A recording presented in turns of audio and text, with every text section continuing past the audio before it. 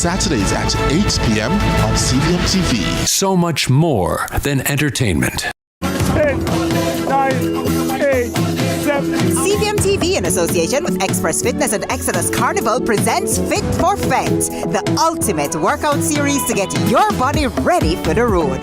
Tune in 5 a.m. every morning, Mondays to Fridays, starting April 7th, to get involved in high-impact workouts by some of the best in the game.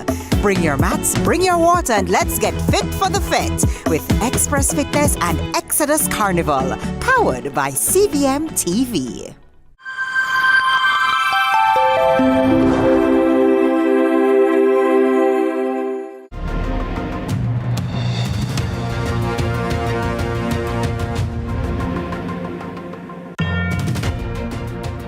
U.S. President Donald Trump unveiled an aggressive reciprocal tariff policy this week. This policy, characterized by a baseline tariff of 10% on nearly all countries. Among the nations affected is Jamaica, which relies heavily on its trade relationship with the United States. The implications of this new tariff regime are profound for Jamaica. This is especially considering the Caribbean-based initiative, which allows for duty-free access to the U.S. market. But in response, the Andrew Holness-led government has urged local businesses to seek out new markets as Jamaican businesses grapple with the uncertainty brought about by these tariffs. A critical question arises: do viable markets exist? The answer, though, requires a thorough examination, and so our guest this evening is Minister of Industry, Investment and Commerce, Senator the Honorable Aubin Hill. Lead Story starts now.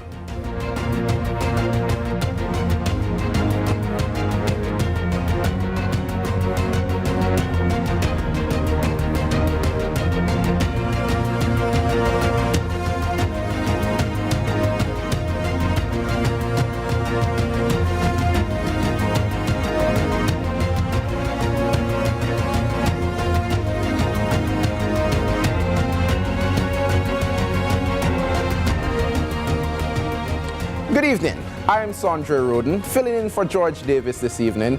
The JMEA Expo is in full swing at the National Indoor Sports Center in Kingston, known as the largest event of its kind in the region. Now, the primary goal of Expo, some may ask, it is to connect the Jamaican manufacturers and exporters with buyers from all around the globe. This year's Expo comes at a pivotal time, as many of those businesses will soon face a 10% tariff on goods entering the United States. Prime Minister Dr. the Most Honorable Andrew Holness addressed the issue during the Expo's opening ceremony on Thursday evening. Recent announcement by the United States government of a 10% baseline tariff on imports from all countries set to take effect on April 5th, 2025, introduces a significant shift in global trade policy, one that could impact Jamaica's market access to our largest trading partner. Jamaica, like other CARICOM nations, have traded with the U.S. under the Caribbean Basin Initiative, the CBIs. Many of you would know about the CBI, which provides non-reciprocal duty-free access for a wide range of products to the U.S. market. Today, nearly 90% of Jamaican exports to the United States enter under these preferential terms. However, the new U.S. tariff regime, rooted in a broader policy of reciprocal trade balancing, has raised serious concerns about the future of these preferential arrangements. While the government of Jamaica has not yet received formal notification on the precise implementation procedures, including whether these new tariffs will override existing CBI provisions, we are actively engaging with the United States Trade Representative and other relevant authorities to seek urgent clarification. We are also conducting a detailed technical assessment in collaboration with relevant ministries and agencies to fully understand the scope of these tariffs and their implications for Jamaica's trade and industrial policy. it is important to emphasize that these developments do not reflect any erosion in the long-standing and strong bilateral relationship between Jamaica and the United States. Rather, it reflects a broader recalibration of U.S. trade policy that is global in scope. Still, we will use every available diplomatic channel, including working with our CARICOM brothers and sisters and utilizing the Office of Trade Negotiations to seek to preserve the positions our exporters have secured over decades of deepening trade ties with the United States.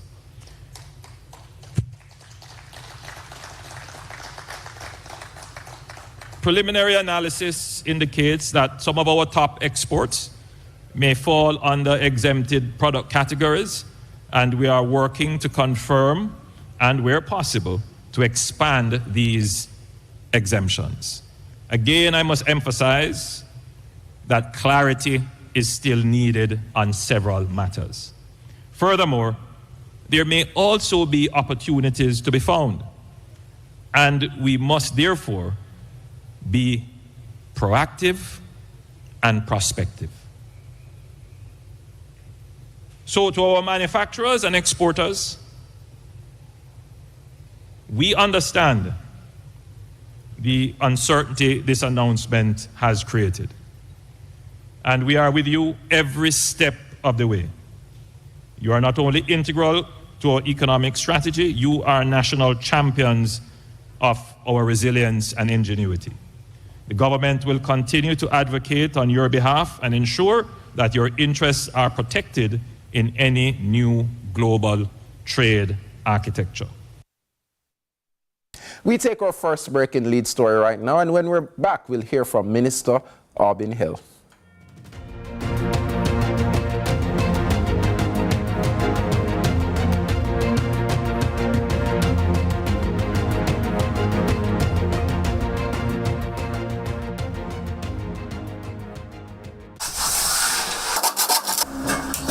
All your electrical needs, visit ABC Electrical Sales. We've got everything. Stocking top brands like CNCs, Philips, and Allen Bradley. We guarantee quality and reliability.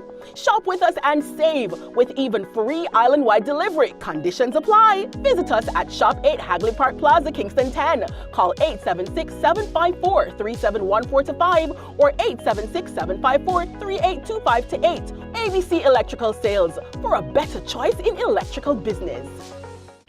Steve knows style. That jacket! When was you in the Temptations? You are my alter ego. And Steve gives in to his own temptation.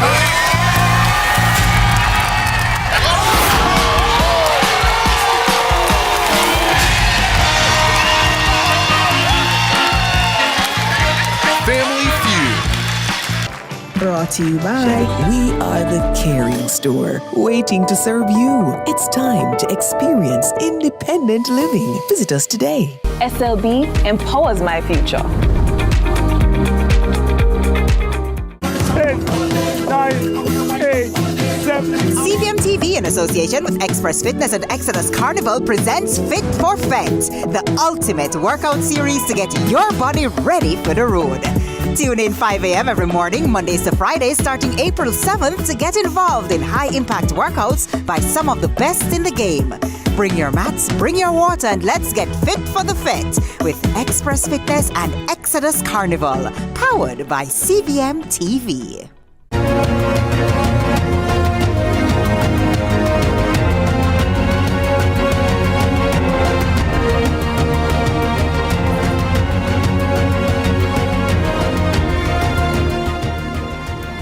Welcome back to Lead Story. We're here with Senator the Honorable Aubin Hill, who is a minister in charge of industry, investment and commerce. That's quite a big portfolio, and I know he will tell us that he is the minister in charge of the business ministry. So we're going to get right into this conversation. And Minister, first of all, what is your reaction to this 10% tariff that is going right across the board, but particularly impacting Jamaica and the Jamaican manufacturers and exporters? The first thing is that because the tariff has been a policy idea of then candidate Trump in 2016. He implemented in 2017.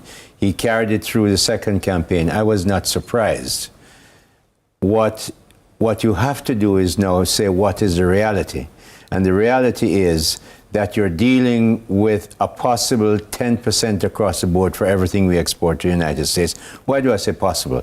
Because right now, as the Prime Minister said in the lead up to this discussion, we are under the CBI arrangement, the Caribbean Basin Initiative, put in many, many years ago under President Reagan, a Republican. Yeah. And we're not sure if because we still haven't had the documentation, and while the announcement is made when you're changing customs tariffs and so on, it has to be very clearly and closely and documented in detail. So we're waiting. So you don't have any official communication? We don't know. So what we don't know is, will the CBI continue? Mm-hmm. Will the 10% be for non-CBI products? And so we're waiting on that detail. However, clearly, one option is that it applies across the board.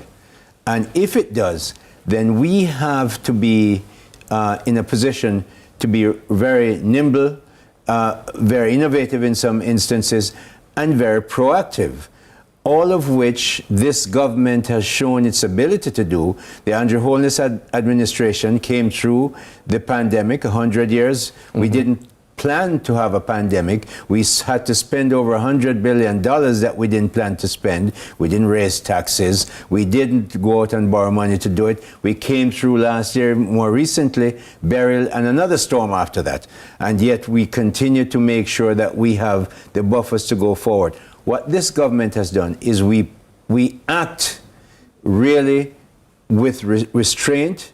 We don't become emotional and talkative about it. We become strategic. So on that point, Minister, China came out this morning, announced a 34% tariff in response to some of the sweeping tariffs that the United States has said. What has the Jamaican government, the Andrew Holness-led administration, what has been the thinking so far in the administration, and how do you see the government moving forward in response to the tariffs when they take effect? The first thing you have to do is analyze and say, who is this targeted on? We don't sell fentanyl to the United States.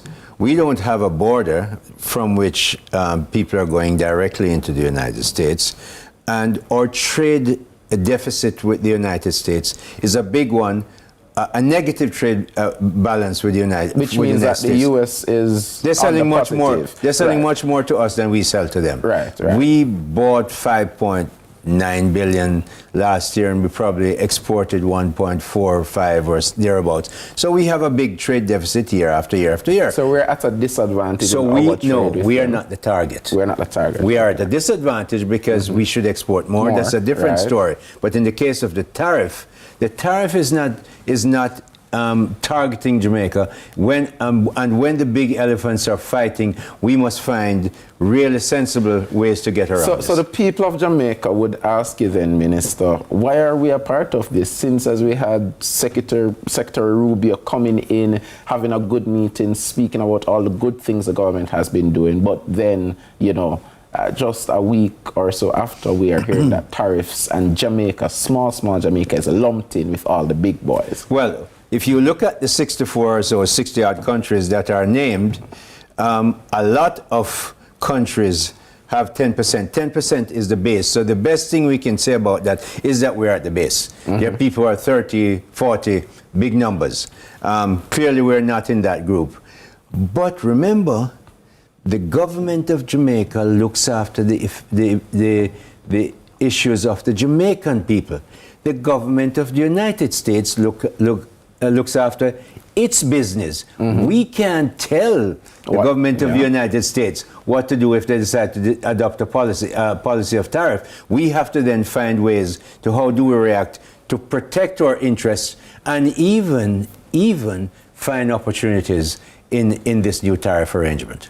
So Other countries, Minister, they've been pushing back. Other countries are saying, listen, this really shouldn't be a policy being implemented by the United States on us based on things like our trade deficit. We're looking at it and being like, this isn't reasonable in any way, shape, or form. Is Jamaica pushing back? Are we looking at other negotiations that we can say, hey, this is not reasonable based on where we are and what already exists? Remember, I told you, we don't get into the emotional issues, we get into strategic issues. The shoulds in life don't operate. My name should be something else, and I should have half of the wealth of the world. Well, those shoulds don't operate. That's one of the things I learned early as a banker. I'm very, very clear-sighted as to what you have to deal with. So you don't deal with what should, you deal with what is. And what is that there's a 10% tariff on us. How do we now find opportunities? This is why I'm suggesting to you that you look at the competitive landscape that now exists. Who else will be supplying to the United States what we supply, whether it's mining stuff or food stuff or whatever?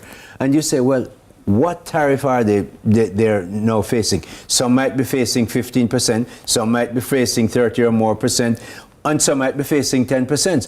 But those who face 10% might be in Asia, and those who face 10% might be in Africa. We are very proximate to the United States, very close. Yes. So we have a transportation cost advantage over most everybody else. So we now have to make those work for us, and then we look at what else we must do inside our economy to make it flexible and responsive and productive and profitable. We're going to come back on that point. We're going to come back on that point. But we're going to take a quick break, and then when we're back, we're going to look at the new opportunities that Minister Hill is talking about and see where we go from there and what's next for us as these tariffs would come into force. So we're going for a break. We'll be right back with you on Lead Story.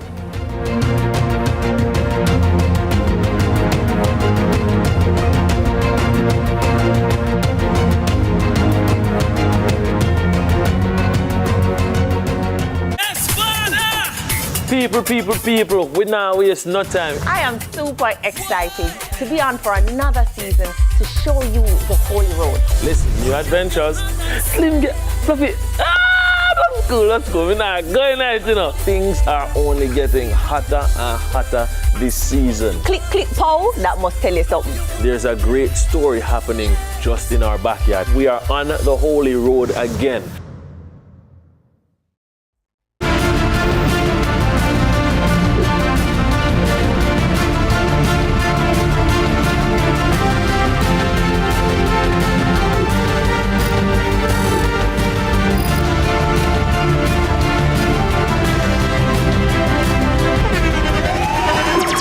The internationally acclaimed On Stage with Winford Williams. At a new time, Saturdays at 8 p.m. on CVM TV. So much more than entertainment. Every child deserves a home filled with love. When hope meets heart, a new journey begins. Welcome home, David. Welcome, David.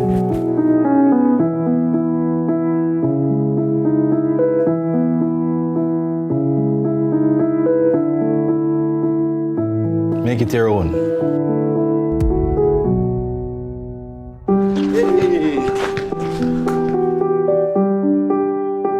Family is built on moments shared. Go, David, yes!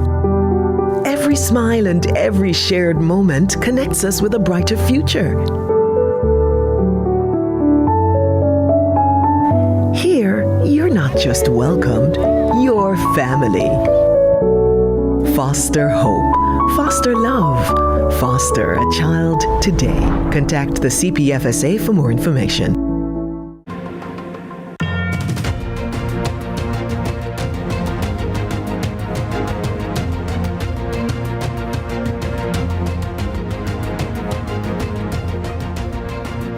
We're back with you, and it's Lead Story. With me, we have Minister Albin Hill. He's the Minister in charge of Industry, Investment and Commerce. And we have been talking about trumped-up tariffs, the 10% tariffs that would be going at baseline across the board for many countries. And of course, some countries would have seen some increases that are far above 10%. And Minister Hill would have been talking to us at length about the plans the government would have had, and that there has been some foresight in this particular line of his site. And now we're looking at it. We're going to look at the productivity, what we can possibly see as opportunities, and where do we go. So Minister Hill, you spoke about opportunities. You said, 10% is the base, which we can admit 10% is the base. So what would be the opportunities you would see as a minister in charge of our business ministry, which means that a lot of this pressure now goes on your head, your shoulders, to say, listen, how do we look at Jamaica tapping into either new markets or seeing what the competitive edge is?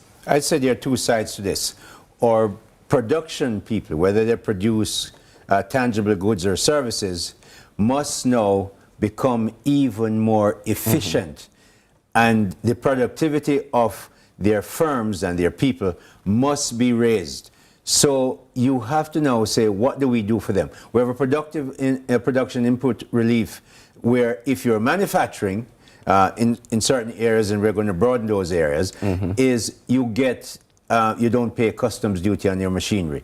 You don't pay customs duty on the material you bring in. So that gives a good incentive and a good relief of expenses. So we're going to, businesses will now have to become a lot more programmed and purposeful about how they look at productivity. We've been talking about productivity now for quite some time since we've been in the administration, but now it really comes home. The second part... So on that point, if we're going to the second part, Minister, for argument's sake, you said we've been talking about productivity. How do we then ensure that this productivity is actualized and realized versus what we've been saying? We want the country to be more productive, but some businesses just haven't gotten to that place. One of the things that may have allowed people to scant and don't take seriously the productivity argument is that their margins were strong. If now you're going to pay a 10%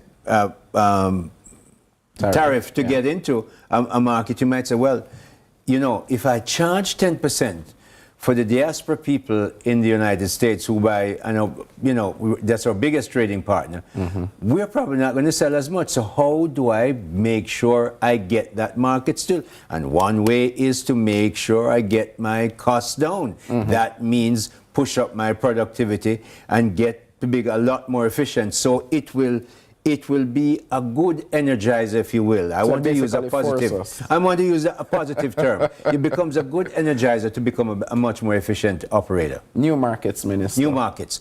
Since I came to be Minister, and now for about 2.5 years, I have been plugging relentlessly. As you know, I've been on your program in another space, saying that we have to export a lot more. We cannot continue to sell to only, in fact, less than 3 million Jamaican people with a per capita GDP of less than 7,000.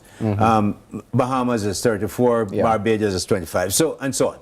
So we had to go and find new markets. So in the past 2.5 years, I've taken business people. Now, I said the business ministry, we take business missions. So, for instance, to Guyana, I took 3 missions, 35, 73, and 61.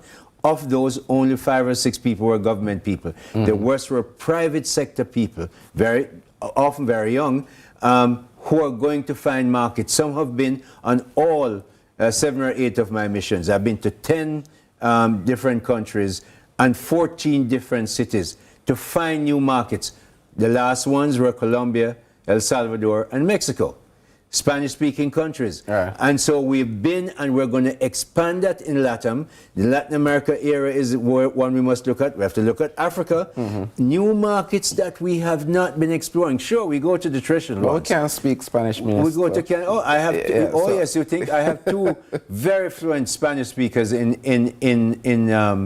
Jampro who actually are Jamaican. One is Jamaican Colombian, one is full Jamaican parentage, and we speak Spanish. So we go. I just came from Chile with one, and we had a wonderful set of meetings in Chile with investors. So we're going to find new markets, and that might also mean going to our friends in Africa and elsewhere. So that means, and I want to lay it out for our viewers, that the groundwork is being laid then for these new markets. We have been laying the groundwork. If you look at when we had the issue with the pandemic, we didn't start at the pandemic. We had buffers in so we could spend money that we didn't have, we didn't plan on. We now have been setting the groundwork for 2.5 years.